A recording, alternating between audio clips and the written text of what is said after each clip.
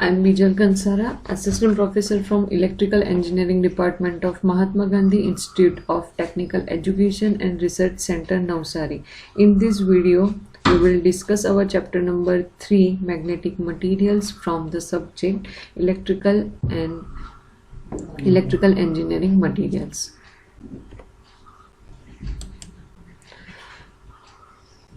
These are the flow of the contents. Now, introduction. Magnetic material are those substances which are attracted by a magnet. They can also made into a magnet. Good example of magnetic materials are iron, cobalt, nickel and molybdenum. Magnetic materials find very important application in a field of electrical engineering and electronics.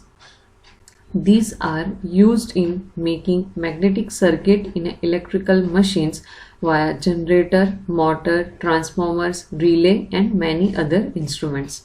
These are also used in telephones, telegraphy and other electronic circuits. Magnetic material must have high permeability so that large flux may be produced. Okay, these are the introduction. Now, what is a magnetism? One of the magnet was first found in a mines near a Magnesia in a Asia Minor. Hence, a material was given the name magnet. It could attract iron and when freely suspended, it keeps its axis in a north and south direction. It is found that some elements exhibit this property whereas many don't. A matter consists of atoms and atoms has a several core containing a proton and neutron and a negatively charged particle revolved around the nucleus in a various elliptical orbit in a different plane. These particles are known as an electron. The flow of electron in a conductor constitutes electric current. The rotation of electrons in an orbit is equivalent to a circulating currents. Now, when a current flows through a coil, magnetomotive force means MMF is produced, so this circulating current also produces MMF. In most of the material, the direction of electrons in a different orbit are such that MMF produced in a different electron are cancelled, but a magnetic material like iron and steel, there are number of unneutralized orbits which produce a resultant MMF. This creates a magnetic pole named as a magnetic dipole. In a non-magnetic material, the dipoles are scattered at the random, but in a magnetic material, the dipoles line up in a parallel to exit the MMF. The dipole is represented by a small arrow. The head of the arrow represents the North Pole and the tail represents the South Pole. Now, what is a permeability? The permeability is the ability of material to be magnetized. The material which can be magnetized are called the magnetic material and those which cannot be magnetized are called as a non-magnetic material. In non-magnetic material, the value of permeability is a constant and it is equal to that of free space. The permeability of free space is denoted by mu0 and its value is 4 pi into 10 raised to minus 7 Henry per meter. Permeability of air is almost equal to this value, means permeability of air is equal to permeability of the free space. In a free space, magnetic flux density B and the intensity of magnetization H are related as below. So B is equal to mu0 into H. Here B is expressed in a Weber per meter or a Tesla and H is expressed in a ampere turn per meter. If the same magnetic field intensity H is now applied to a solid material of the magnetic flux density B will be the different. This means the value of permeability is different from mu 0 and it is denoted by a mu. So B is equal to mu H. Here mu is not equal to mu 0. So equation 2 can be written as B is equal to mu 0 H plus M. So mu 0 is multiplying in this bracket. So B is equal to mu 0 H plus mu 0 M. Here M is called as a magnetization of the solid. So this with a solid magnetic material, there is in term mu 0 M in addition to term mu 0 H. When the magnetic field intensity H is increased, more and more magnetic dipoles are arranged in a parallel to the field intensity H. Hence, a magnetization is a proportional to the applied field intensity H. So we can write M is directly proportional to the H. So if we remove this proportionality constant, we have to put one constant. So here put a K. So M is equal to KH, where K is a proportionality constant and it is also known as a susceptibility. Now substituting equation number 6 into the equation number 3, we have B is equal to mu 0 H plus K into H. Now take H as a common, so we write B is equal to mu 0 H bracket 1 plus K. Here this term 1 plus K is called relative permeability of a medium and it is denoted by mu R. So equation become B is equal to mu 0 mu R into H. For a non-magnetic material, K is equal to 0, so mu R is equal to 1 and the equation becomes B is equal to mu 0 H. This is a relation between B and H. Now classification of the magnetic materials. The magnetic material are classified on the basis of the value of the permeability. So these are diamagnetic material, paramagnetic material, antiferromagnetic material, ferrimagnetic material and ferromagnetic material. Now first is a diamagnetic material. In a diamagnetic material, there are no present of the permanent magnetic dipole.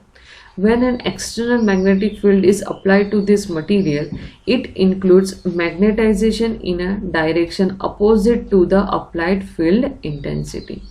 Hence, the relative permeability mu R of such a material is in a negative in nature. If the mu R is in negative, then it is a diamagnetic material. This do not find any application in a electrical and electronic engineering. Some example like Al2O3, BaCl2, CaAu are some diamagnetic materials, and there some of that material diamagnetic materials permeability shown in the figure. If the permeability is negative, then it is a diamagnetic material. Now next is a paramagnetic material. Paramagnetic material have a positive relative permeability slightly greater than 1. If the permeability positive and slightly greater than 1, it is called as a paramagnetic material. The magnetic dipoles are in a random fashion. When an external magnetic field is applied, this dipole arrange themselves in a parallel to the external magnetic field and give rise to a positive magnesium M. But the orientation of this dipole is not complete, so a magnetism is small. Air, aluminium and palladium are a material that exhibits this property paramagnetic. These are the paramagnetic materials and their permeability is slightly greater than 1. Paramagnetic material are not important in a field of electrical and electronics engineering. Now next is an antiferromagnetic material. In an antiferromagnetic material, are all magnetic dipoles are lined up anti-parallel to each other. So its susceptibility increase with the increase in the temperature. After some temperature, the material becomes a paramagnetic. So antiferromagnetic materials are MnF2, MnO, MnS, FeO, COO, etc. This material are also not found useful in electrical and electronic engineering. Ferrimagnetic material. Fourth is, in the ferrimagnetic material, the net magnetization when external magnetizing force is not applied is not zero, so it possesses a net magnetic moment without any magnetizing force. When the temperature is raised above a Curie temperature, the net moment becomes a zero and material becomes a paramagnetic. Ferrites are a magnetic material which exhibits a ferrimagnetism. These are a complex oxide compound of a various metal and oxygen. Some ferrites with the initial permeability are given in this table. They have a very high permeability without any magnetizing force. Now, fifth is a ferromagnetic material. In a ferromagnetic material, the net magnetization when external magnetizing force is not applied is not zero. Last is a ferromagnetic material.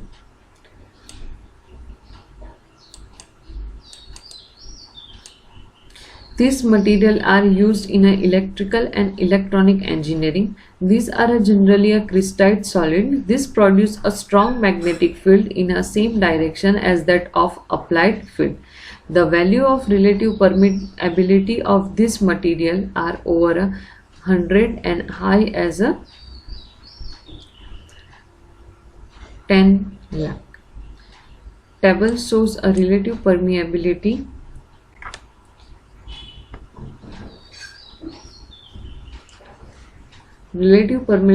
of some ferromagnetic materials. The value of relative permeability, according to this, they can be classified into two types: soft magnetic materials and hard magnetizing material. Out of this, 5 types of magnetic material, first 3 types are not used in electrical and electronic engineering. The 2 useful type, ferrimagnetic and ferromagnetic materials. Magnetization curve. What is a magnetization of curve? Magnetization curve of the magnetic material is a graphical relation between the flux density. On y-axis take a flux density and on the x-axis is a magnetizing force. Flux density is plotted on the y-axis and the magnetizing force is plotted on the x-axis. This is also known as a BH curve. From this curve, one can find a magnetizing force necessary to produce certain flux density in a particular magnetic material. When a magnetizing force H is less initially up to the point P, at this point curve, the flux density increase in a directly proportional. So B is directly proportional to H. During this region, the domain of the ferromagnetic material do not orient parallel to the applied field, and so the material is not magnetized. The flux density is entirely due to the external field. The permeability up to point P is almost constant and it is called as an initial permeability. The flux density after point P is rise in a greater portion than with increase in the H.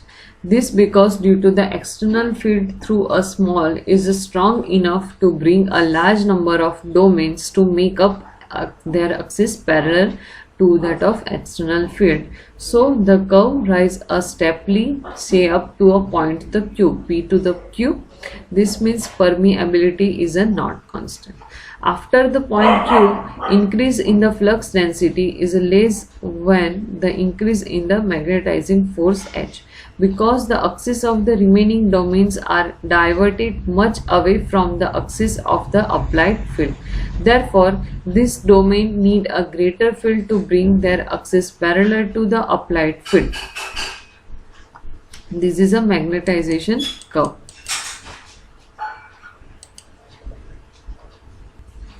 Now, magnetic hysteresis. A coil is wound over a soft iron piece as shown in the figure. Current is passed through a coil, so flux is produced. The magnitude of current is increased slowly by decreasing a value of the resistance R, so that magnetic force H is also increased, and the magnetic force H is written as H is equal to Ni by L. So flux phi and hence the flux density B is increases. If the magnetizing force H is plotted on the x-axis and the flux density B on the y-axis, we get the first curve OA in this figure OA. Initially increase in the B is proportional to the increase in the H, but afterwards due to the magnetic saturation increase in the B is a less compared to increase in the H. Ma is a maximum flux density and it's denoted by a Bm, B suffix m. When the magnetizing force H is a decrease, the flux density B also decrease, but the variation follows the curves A, C because the flux lag behind the current. This is called a magnetic hysteresis. When a magnetizing force H becomes a zero, there is a some flux density.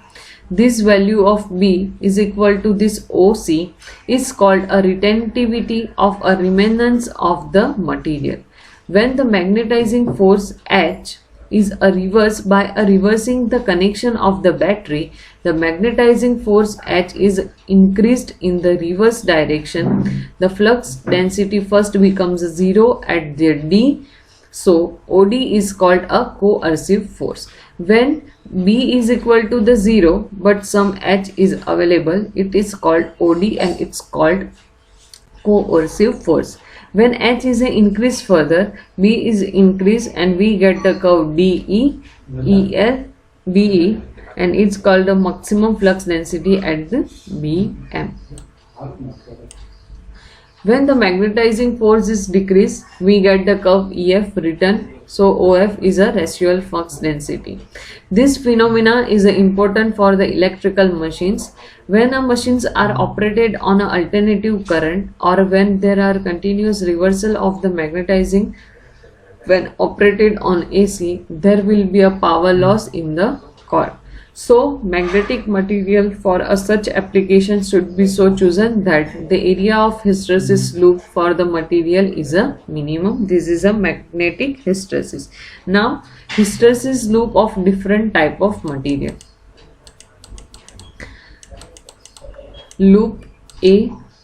So for the hard steel, its retentivity and coercivity are more, and BH, product of B and H is a more, so hysteresis loop is a more. And this type of material, hard steel, are used for the making of the permanent magnet. Figure B shows a soft magnetic material hysteresis loop. It is a steeply rising curve. The product of B and H is a less. The permeability of this material is a high. These are used in an electromagnetic equipment as a core material. Figure C shows a soft ferrite. It is in a rectangular in nature with the very steeply rising characteristics. The area of the loop is very small, indicate a least hysteresis loss. This material are used as a high frequencies material. If there is a large hysteresis loop, means there is a low permeability, and if there is a small hysteresis loop, then a large permeability. Now hysteresis loss and AD current. When a magnetic material are used on AC or a DC with the continuous reversal of magnetization,